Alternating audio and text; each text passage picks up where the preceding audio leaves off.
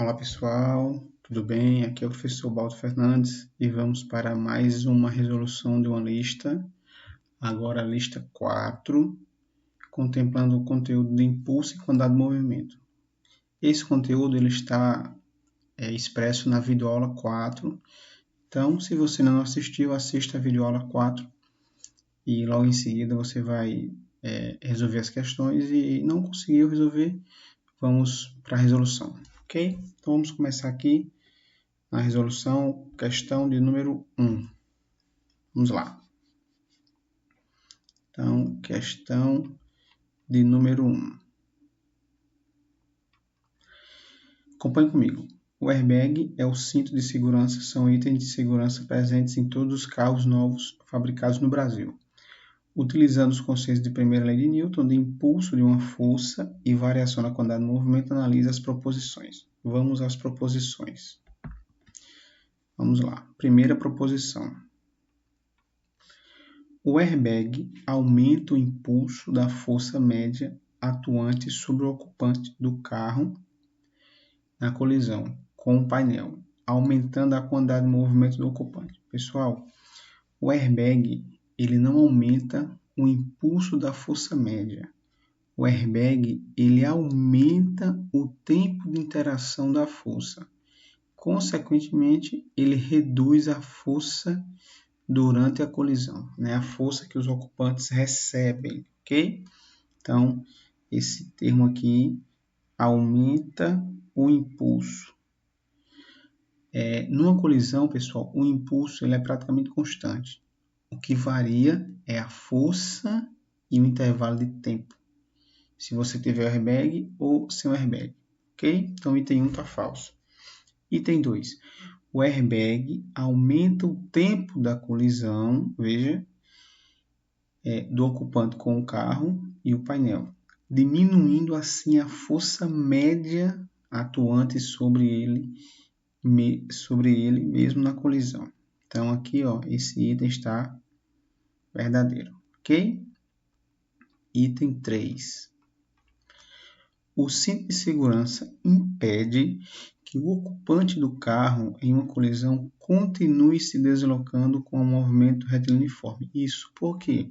Porque o cinto ele vai aplicar uma força contrária ao movimento do ocupante.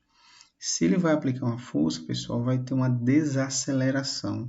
Ou seja, então ele vai dificultar que o ocupante continue em movimento uniforme. Então, item 3, correto.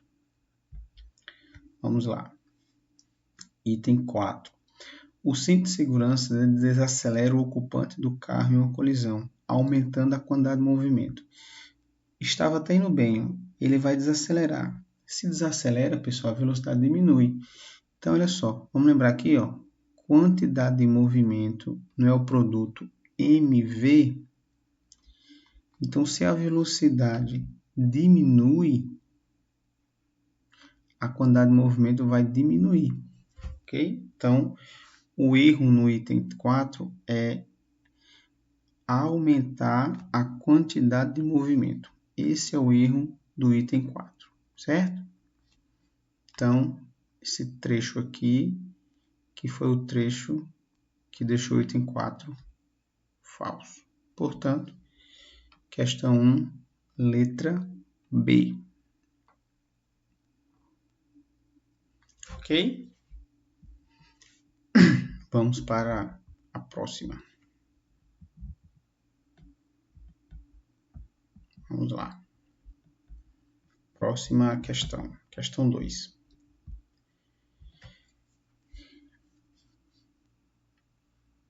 A gente começa aqui. Se eu acho que for preciso, vai para outra página. Vamos lá. A figura 1 mostra um paraquedista aproximando-se do solo, prestes a tocá-lo.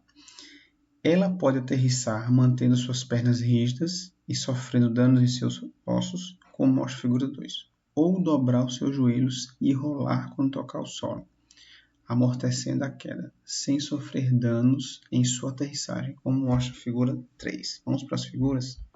Está na próxima página. Vamos lá. Então, aqui estão as figuras, certo? Então, ó, ela está pousando, figura 1, ela pode pousar sem dobrar os pés, as pernas, ou ela pode dobrar flexionando a perna e rolando no chão, ok? Bem, a razão pela qual é mais segura a aterrissagem feita de acordo com a figura 3, veja que ele já disse que a figura 3 é uma figura correta, tá certo? Uma aterrissagem correta. Vamos lá. Letra A. Dobrando os joelhos, a força recebida no solo pela paraquedista é menor devido ao abaixamento do centro de massa. Não é por causa desse abaixamento do centro de massa que a força recebida é menor, ok? Então, a letra A está falsa. B. Tocando o solo com as pernas rígidas, que é na figura 2, a quantidade de movimento da paraquedista varia de forma mais lenta, aumentando a força. Então, na verdade, sem dobrar os joelhos, o intervalo de tempo aqui é muito menor, ok? Então, está falso. C. O impulso recebido pela paraquedista quando toca o solo com as pernas rígidas é maior, aumentando a força que recebe do solo. Na verdade, o impulso com a perna rígida ou com a perna flexionada é o mesmo, né?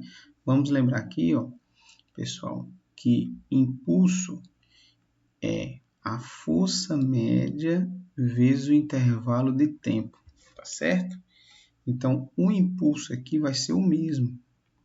O impulso com a perna rígida ou dobrada é o mesmo. Ou seja, quanto maior for o intervalo de tempo, quanto menor for o tempo, maior vai ser a força recebida e vice-versa. Então, o impulso é o mesmo. O que modifica-se aqui é a força média durante o impacto e o intervalo de tempo, ok?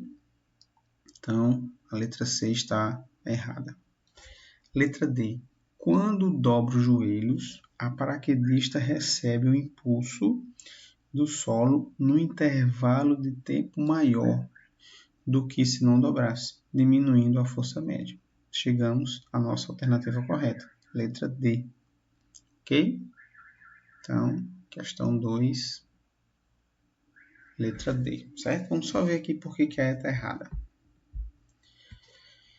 Ao flexionar os seus joelhos, a paraquedista transfere para o solo sua quantidade de movimento de forma suave e para praticamente sem trocar forças. Aqui tem vários erros nessa questão aqui, nesse item, certo? Então, questão 2, letra D. Vamos para a próxima. Questão 3. Questão 3. Observe o gráfico a seguir, que indica a força exercida por uma máquina em função do tempo. Veja o gráfico. O eixo vertical é a força, o horizontal é o intervalo de tempo. Admitindo que não há perdas no sistema, estime em newton segundo o impulso fornecido pela máquina no intervalo entre 5 e 105 segundos. Ok? No intervalo de 5 e 105 segundos. Então, aqui você calcula o impulso, né? Nesse intervalo aqui, ó, entre 5 e 105 segundos, certo? Bem, vamos lá então. Observe o seguinte, pessoal.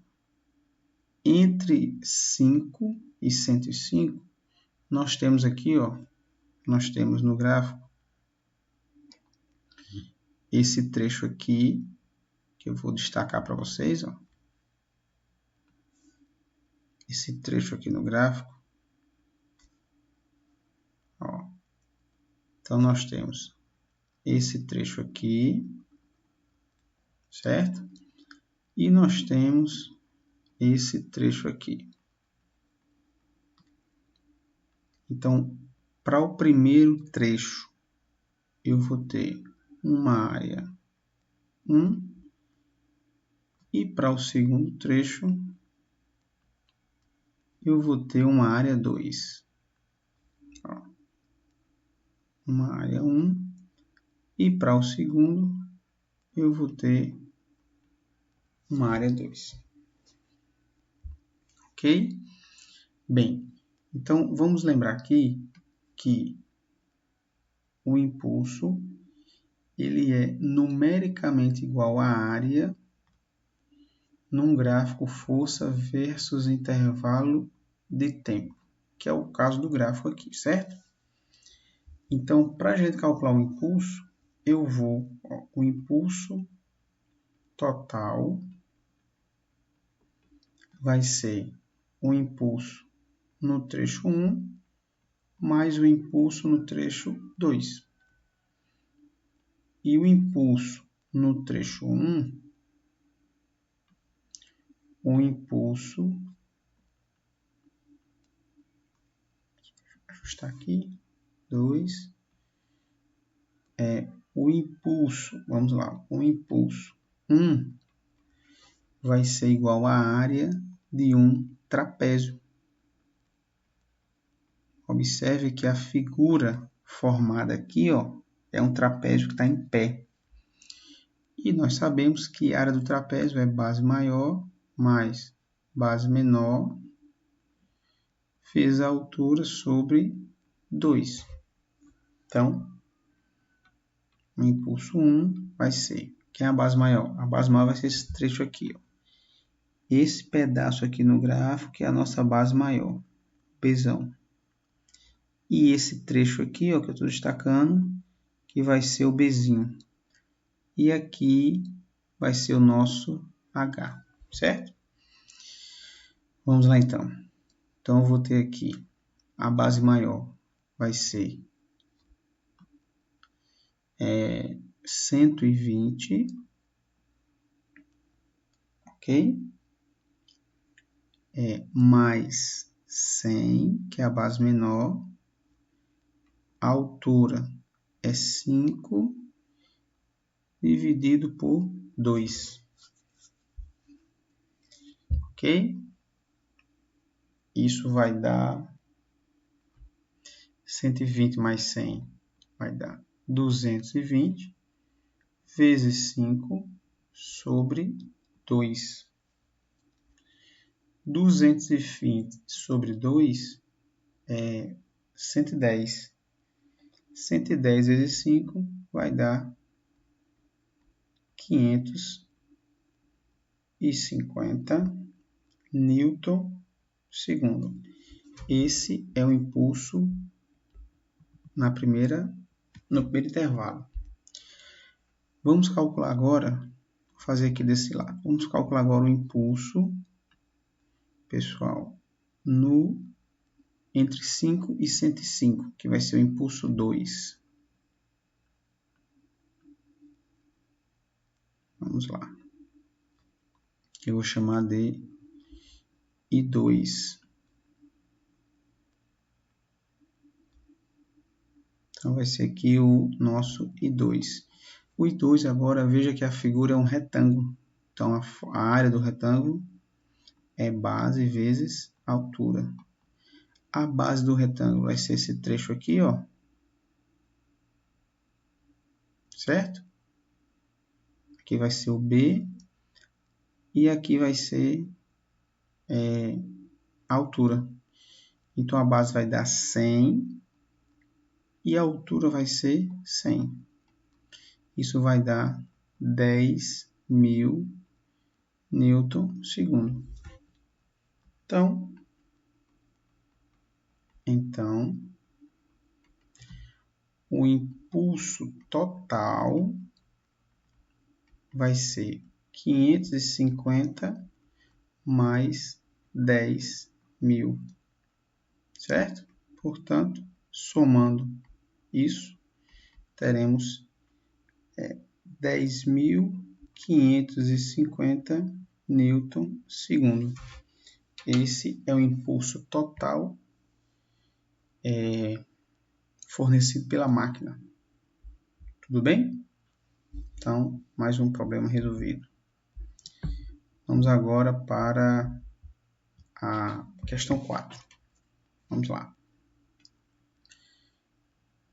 Questão de número 4.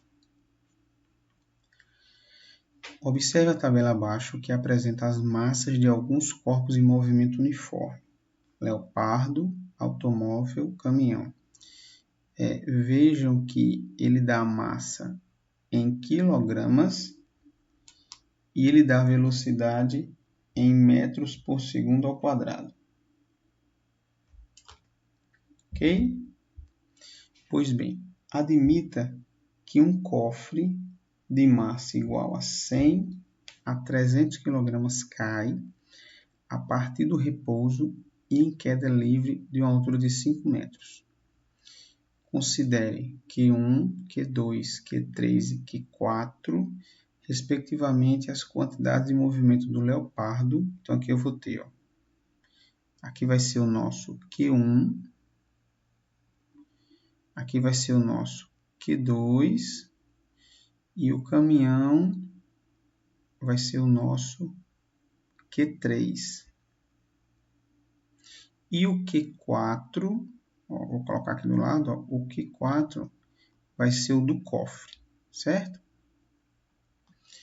Bem, pessoal, para calcular o do cofre, nós vamos precisar fazer um cálculo aqui, que o assunto vai estar nas próximas videoaulas, que é o seguinte, ele disse que esse cofre ele cai de uma altura de 5 metros. Está aqui o nosso cofre. Ele tem uma massa de 300 kg e ele cai de uma altura de 5 metros. Certo? Bem, esse cofre ele vai ter aqui em cima o chamado de ponto A e aqui embaixo ponto B. Então, o que vai acontecer aqui? Ele vai ter uma energia potencial gravitacional no ponto A e essa energia potencial gravitacional vai se transformar em energia cinética no ponto B. Certo? Bem, para calcular a energia potencial, a equação é essa aqui, mgh. Para calcular a cinética, é mv ao quadrado sobre 2. Veja que eu posso eliminar aqui a massa. O valor do g, se a questão não informar, você pode usar 10. A altura informada é 5. Aí v ao quadrado sobre 2. 10 vezes 5 é 50.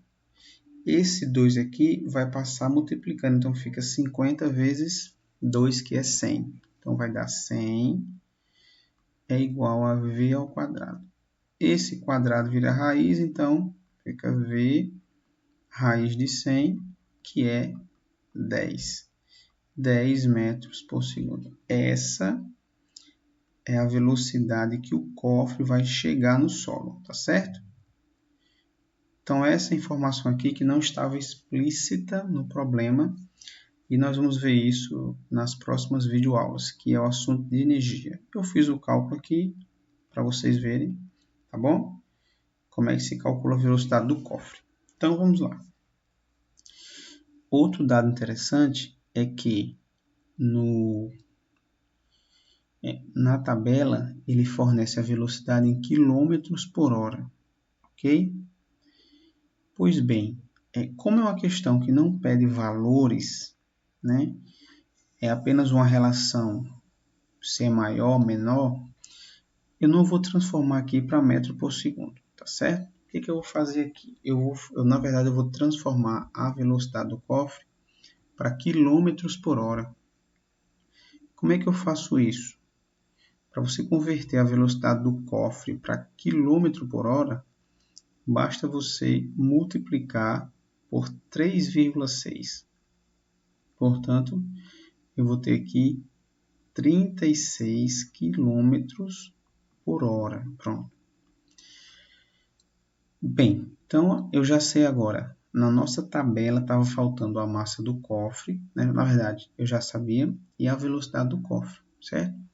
Então, observe, sem fazer mais contas, quantidade de movimento não é o produto M vezes V, certo?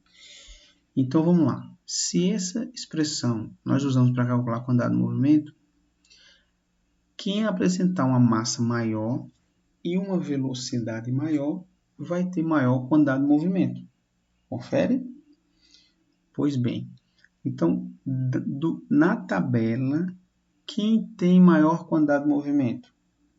Vai ser o caminhão. Não é isso? Ó, o nosso caminhão vai ter maior quantidade de movimento. Ou não?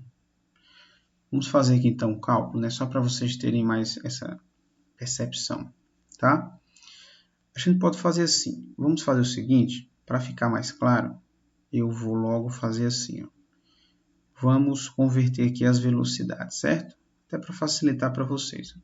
Eu vou colocar do lado aqui, ó. Se eu pegar 60 e dividir por 3,6, eu vou ter aqui aproximadamente, olha só, eu vou ter aqui, ó, aproximadamente, deixa eu vou fazer aqui, deixa eu fazer aqui do lado, ó. Vamos fazer aqui que é melhor. Vamos lá. Veja só. Quantidade de movimento do leopardo. Vai ser a massa dele, 120 vezes. Se eu pegar 60 e dividir por 3,6, vai dar 16,6 aproximadamente. Certo? Pronto. Vamos lá então.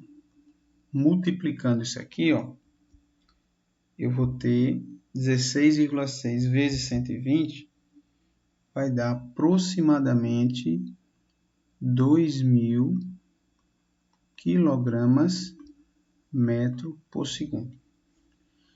Vamos agora fazer o cálculo para o automóvel. Então, vamos lá. Q do automóvel vai ser a massa do automóvel vezes a velocidade do automóvel. Se eu pegar aqui, pessoal, 70 e dividir por 3,6, eu vou ter aproximadamente 19,4. Então, se eu multiplicar 19,4 vezes 1.000, que é a massa, então eu vou ter aproximadamente 19.440 aproximadamente quilogramas metro por segundo. Vamos agora fazer a quantidade de movimento do caminhão. Ok? Vai ser a massa do caminhão, 3.600, vezes, se eu pegar aqui, ó, 20 e dividir por 3,6, vai dar aproximadamente 5,55. Pronto. Então, se eu pegar isso aí vezes a massa, que é 3.600, eu vou ter aproximadamente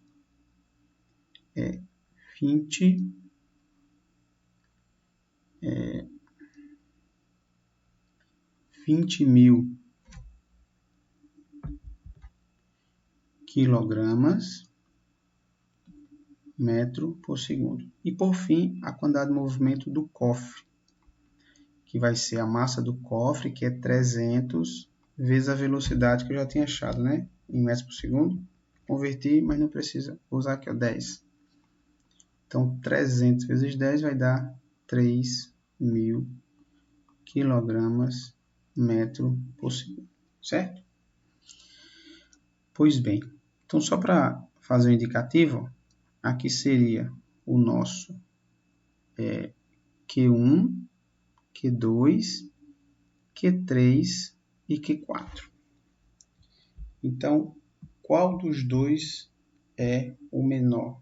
Vai ser o Q1, né? Então, o Q1 é menor do que o Q4, que é menor do que o Q2. Conferem? Isso, ó, que é menor do que o Q2, que vai ser menor do que o Q3. Então, na sequência, quando a nuvem do cofre é menor do que o do leopardo, que é menor do que o automóvel, que é menor do que o caminhão. Exatamente. Então, isso está expresso na letra C. É isso? Conferem?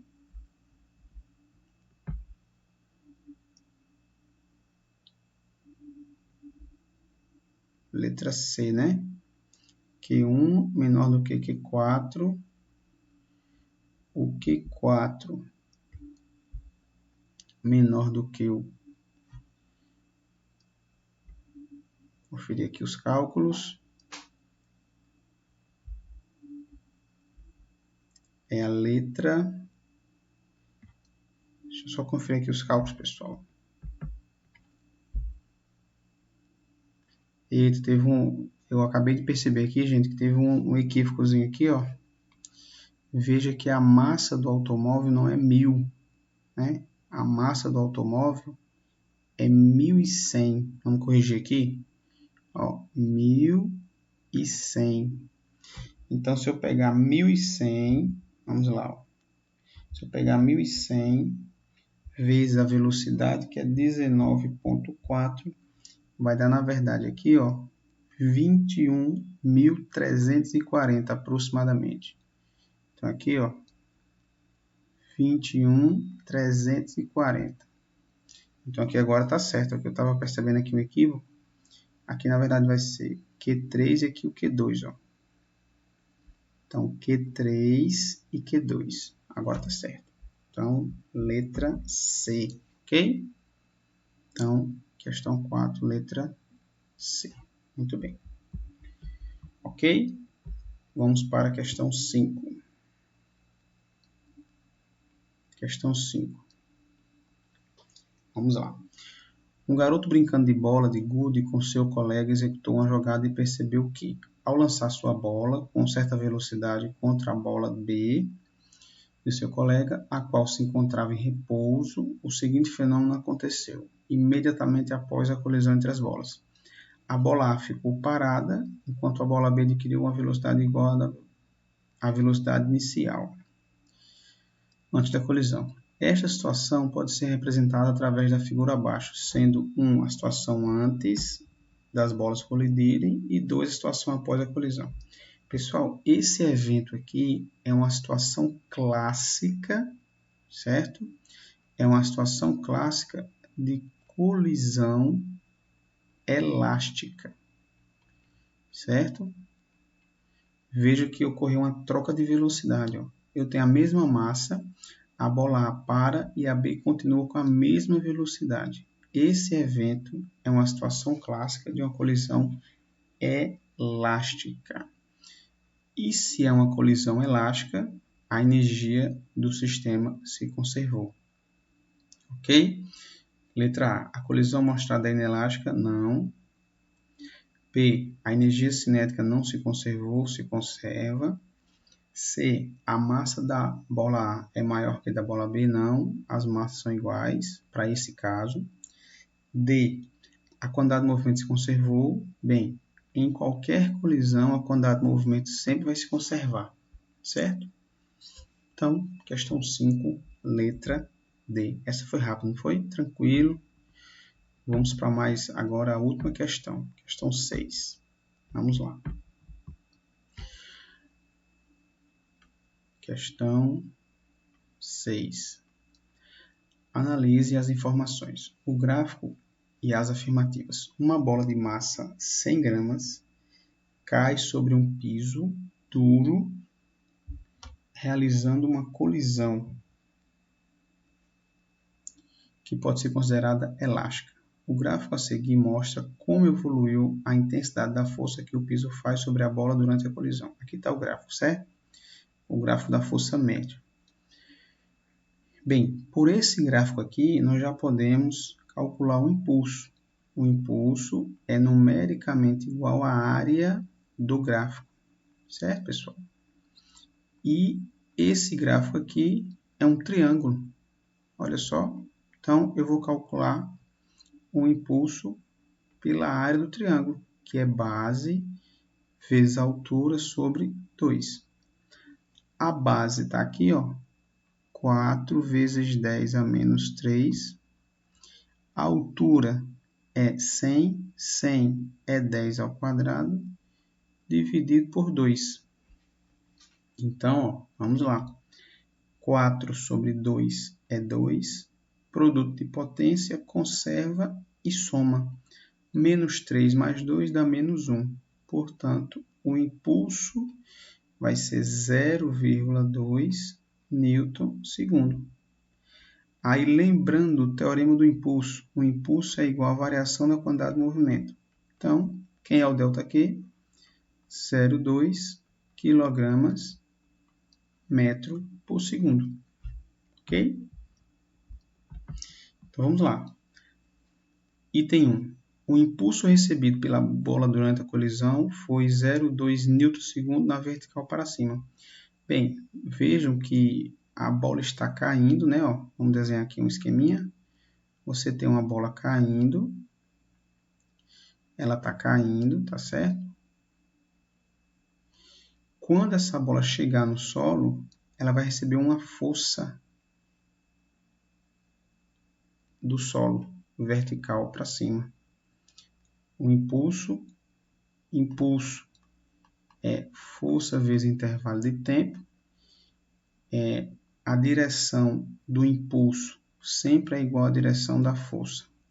E o sentido também. Então, o item 1 está verdadeiro. 2. A variação do momento linear. Lembrando que momento linear e quantidade de movimento é a mesma grandeza. Então, a variação do momento linear da bola devido à colisão foi 0,2 kg metro por segundo na vertical para cima. Também confere. Item 3. A variação do módulo do momento linear da bola devido à colisão foi. A variação do módulo, a gente não fala variação do módulo, né? Lembrando que momento é vetorial, então tem módulo, direção e sentido, certo? Então, falso. O item 4. A variação do módulo da velocidade. Na verdade, aqui também a gente não fala de variação do módulo.